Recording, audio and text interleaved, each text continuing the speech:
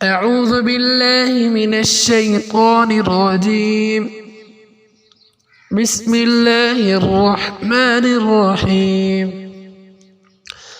روزے دار کہاں ہے؟ نبی کریم صلی اللہ علیہ وسلم نے فرمایا کہ جنت کا ایک دروازہ ہے جسے ریان کہتے ہیں۔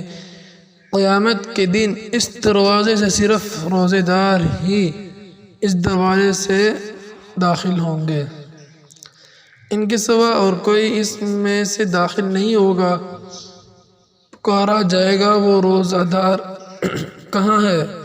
اس دروازے سے داخل ہونے کے حقدار کھڑے ہو جائیں گے، ان کے سوا اس دروازے سے کوئی نہیں جا پائے گا، اور جب یہ لوگ اندر چلے جائیں گے تو یہ دروازہ بند کر دیا جائے گا، پھر اس سے کوئی اور اندر نہ جا سکے گا۔ صدق اللہ العظیم۔